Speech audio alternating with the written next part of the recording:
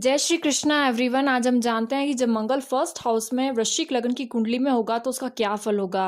सबसे पहले हम जानेंगे कि मंगल को हम किससे रिप्रेजेंट करते हैं। फर्स्ट हाउस के बारे में जानेंगे, फर्स्ट हाउस से हम क्या देखते हैं। उसके बाद जानेंगे कि वृश्चिक लग्न में फर्स्ट हाउस में मंगल का क्या फल होता है और ये किन नक्षत्रों में है और किन नक्षत्रों में क्या फल करते हैं और क्या रेमेडीज़ है अगर मंगल आपका खराब है तो या प्रॉब्लमेटिक है तो मंगल के ग्रह के बारे में जानते हैं। ये एक पुरुष जाति का ग्रह होता है।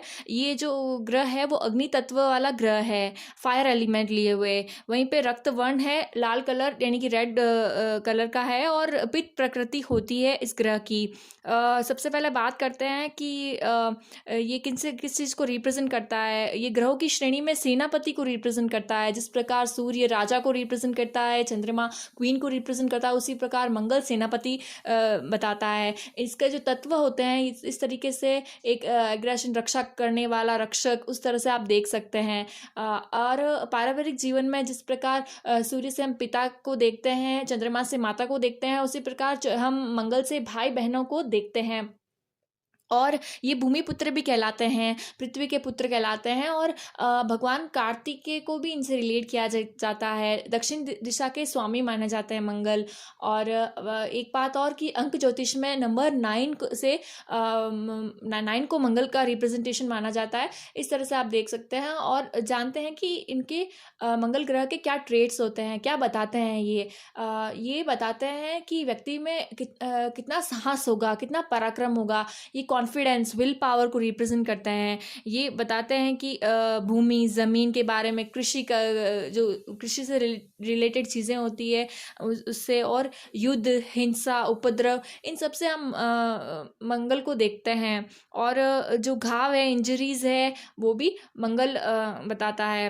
अब बात करते हैं कि कैसे मंगल प्रधान लोग होते हैं। तो जो मंगल प्रधान लोग होते हैं वो होते हैं बहुत ज़्यादा डेयरिंग, बहुत ज़्यादा आप कह सकते हैं वीर, खतरों से खेलने वाले और लड़ाई झगड़े के लिए हमेशा तैयार रहने वाले। सेनापति है ना मंगल, तो उस तरह से के ट्रेड्स देख सकते हैं आप। ये जो लोग होते हैं तामसिक होते हैं। देखिए 3 तरह के तत्व होते हैं, सात्विक, राजसिक और तामसिक। सात्विक यानी कि प्योरिटी, सिंप्लिसिटी, और राजसिक यानी कि मटीरियलिस्टिक, राजशाही। इस तरह से आप देख सकते हैं। और अगर आप बात करें तामसिकता की, तो तामसिकता होती किन से रिलेट करती है? एग्रेशन से, फ्रस्ट्रेशन से, फियर से, डर से, भय से, इन सब चीज़ों से तामसिकता को देखते हैं। और ये हिंसा को, इन सब से देखते हैं। वहीं पे क्रोधी होना, ये व्यक्ति की प्रधानता होती है। आक्रामक विचारों वाले होते हैं व्यक्ति, जातक या जाति का।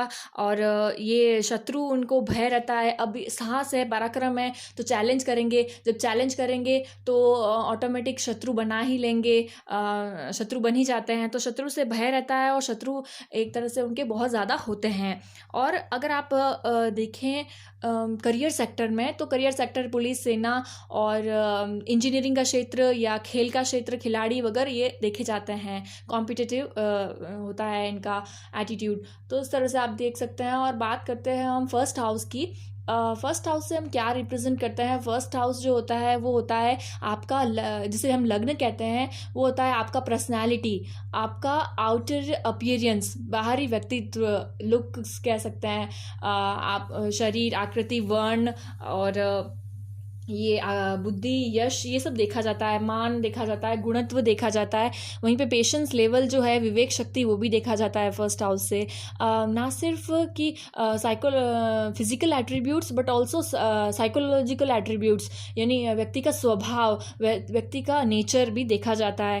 अब बात करें तो एक और चीज़ है, मस्तिष्क को देखा जाता है। आपके मस्तिष्क को फर्स्ट हाउस से रिप्रेजेंट किया जाता है। तो मंगल फर्स्ट हाउस में है तो जनरली मस्तिष्क पर चोट के निशान या रहते हैं। वहीं पे प्रतिष्ठा, स्टेटस भी देखा जाता है फर्स्ट हाउस से। अब बात करते हैं कि वृश्चिक लग्न में मंगल का फर्स्ट हाउस में क्या फल होता है। देखिए वृश्चिक लग्न है तो यहाँ पे सबसे पहली बात ये हो गई कि लग्नेश ही लग्न में बैठे हैं।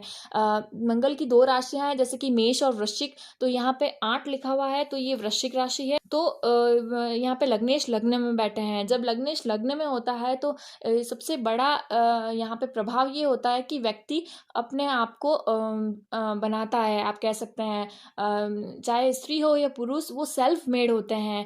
उन्होंने अपने साहस से, अपने परिश्रम से अपने आप का अपना नाम किया हुआ होता है।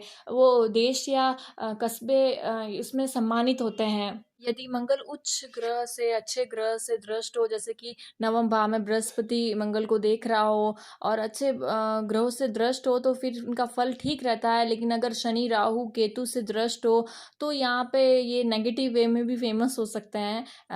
नेगेटिव वे में मतलब उनका नाम सही सम्मानित रूप से फेमस नहीं होता है, नहीं जाना जाता है। तो इस तरह से हम देखते हैं। वहीं पे बात करें कि इनकी दृष्टि कहाँ पड़ रही है, तो इनकी 3 दृष्टियां होती है। ये चतुर्थ दृष्टि से अपने जहाँ 11 लिखा हुआ है चतुर्थ भाव को देख रहे हैं। सप्तम दृष्टि से सप्तम भाव को जहाँ 2 लिखा हुआ है वहाँ देख रहे हैं। और इनकी तीसरी दृष्टि अष्टम भाव में जहाँ 3 लिखा हुआ है वहाँ देख रहे हैं। जब मंगल चतुर्थ दृष्टि से देख रहा है, तो यहाँ शनि है जो कि सम है, ना ही शत्रु है ना ही मित्र है।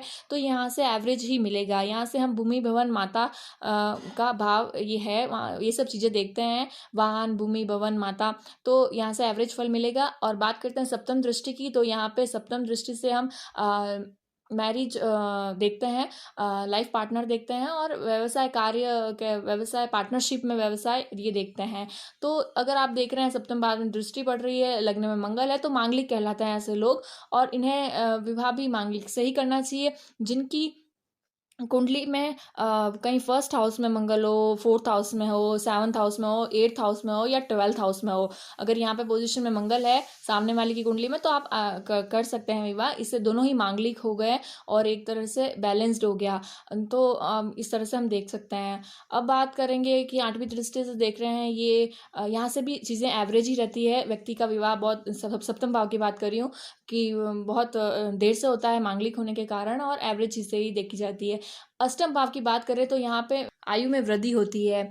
तो अब बात करते हैं यहाँ पे सस्टेस होकर के 6th हाउस का एक और उनका घर है जहाँ 1 लिखा हुआ है, वो होकर के लग्न में बैठे हैं। तो अष्टम भाव से हम देखते हैं, 6th हाउस से देखते हैं कि रोग रिपु ऋण।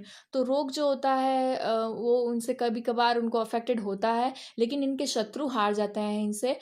लग्न को अच्छा डिग्री का बल मिला हुआ है, तो शत्रु से ये विजय प्राप्त करते हैं, सस्टेस होकर के लग्न में बैठे हैं इसलिए। और ऋण का भी स्वामी है, मंगलवार को इन्हें कर्जा नहीं लेना चाहिए। इस तरह से आप देख सकते हैं। तो अब बात करें कि और मंगल की, तो मंगल को अच्छा करने के लिए, जैसे मंगल शनि राहु केतु के युति में है, या फिर जो मंगल है उनकी शनि राहु केतु की दृष्टि है, तो यहाँ पे मंगल का बैड इफेक्ट ज़्यादा दिखेगा। देखिए सर्जन भी कट करता है, मतलब एक कट लगाते हैं जो सर्जन होते हैं, जो वो पर उनका पर्पस क्या होता है उसके पीछे, कि किसी को ऑपरेशन करते हैं तो वो उनका पर्पस होता है कि वो हील कर रहे हैं। जबकि जो हिंसा करते हैं, जो गुंडागर्दी करते हैं, वो भी चोट पहुंचाते हैं सामने वाले व्यक्ति को, लेकिन उनका पर्पस उसके पीछे क्या होता है कि वो किसी अलग नेगेटिव पर्पस से चोट पहुंचाते हैं, तो इंजरीज देते हैं। तो दोनों ने इंजरी की, लेकिन पर्पस अलग अलग था। तो यहाँ पर डिपेंड करता है कि मंगल किस प्रकार प्रभाव देगा, आप किस पर्पस से क्रोधी हैं, आक्रामक हैं आप, या एग्रेशन है, या जो मंगल का जो नेचर है वो किस प्रकार फल दे रहा है, वो डिपेंड करता है आपके गुरु पे, आपके बुद्ध पे, ज्ञान पे, आपके संस्कार वैल्यूज़ पे, आपकी बुद्धि पे। तो इस तरह से हम देख सकते हैं। अब बात करते हैं कि, और जैसे कि आप ये भी देखेंगे कि जो जैसे कि एक अपने देश की रक्षा करने के लिए लड़ रहा है, और एक दूसरे देश पर कब्जा करने के लिए लड़ रहा है, उस इरादे से लड़ रहा है। तो इस तरह से आप देख सकते हैं दोनों ही सैनिक है, दोनों ही पर उनका पर्पस अलग अलग है। तो पर्पस मैटर करता है।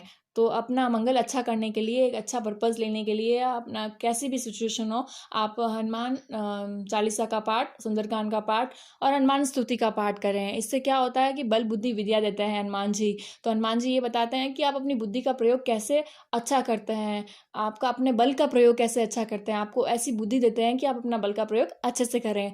तो इस तरह से आप अपने मंगल को अच्छा कर सकते हैं। अब जानते हैं कि ये किन नक्षत्रों में है। देखिए जब मंगल वृश्चिक राशि में है, तो ये 3 नक्षत्रों में हो सकते हैं। ये आप किसी भी ऐप से देख सकते हैं। जब आप अपना डिटेल्स डालते हैं तो सीरीज आती है ग्रहों की, उनके सामने ही नक्षत्र उनके लिखे हुए होते हैं। तो जब मंगल यहाँ पे वृश्चिक राशि में है, तो या तो ये विशाखा नक्षत्र के 4th चरण में होगा, चतुर्थ चरण में, तो यदि ये विशाखा नक्षत्र के चतुर्थ चरण में है तो ये बृहस्पति का नक्षत्र है। बृहस्पति के नक्षत्र में होने के कारण ये आपको, अगर बृहस्पति की प्लेसमेंट जैसे नवम भाव में हुई जहाँ 4 लिखा हुआ है, तो ये बहुत ही उच्च का बृहस्पति हो गया, गुरु उच्च के हो गए हैं, तो ये बहुत ही अच्छा फल देंगे। ये आपको ज्ञान देंगे और आप वैसे ही होंगे कि अपने बल का प्रयोग आप किसी हित के लिए, किसी के परोपकार के लिए करेंगे। तो इस तरह से हम देखते हैं। अब ये बात करते हैं कि ये अनुराधा नक्षत्र में हो तो अनुराधा नक्षत्र शनि का नक्षत्र है। शनि का नक्षत्र परिश्रम करवाता है। ये बहुत ज़्यादा परिश्रम का इनका है होता है। तो अनुराधा नक्षत्र में जब ये मंगल होंगे तो आप परिश्रम करके अपना नाम करते हैं और मैंने जैसे कहा अगर नेगेटिव परिणाम देते हैं तो ये वही उपाय करना है। और ज्येष्ठा नक्षत्र में हो तो ये बुध का नक्षत्र होता है, यहाँ भी एवरेज माना गया है। बुध को शत्रु माना जाता है मंगल का, तो उस तरह से एवरेज फल ही देता है। अब हम बात करें, बाकी सभी ग्रहों की प्लेसमेंट भी इंपॉर्टेंस रखती है, अच्छे ग्रहों की, बुरे ग्रहों की, तो इसे लास्ट फाइनल जजमेंट ना समझें, और भी चीज़ें मैटर करती है। तो अगर आपने इसे रिलेट किया हो तो लाइक शेयर सब्सक्राइब करिएगा। राधे राधे।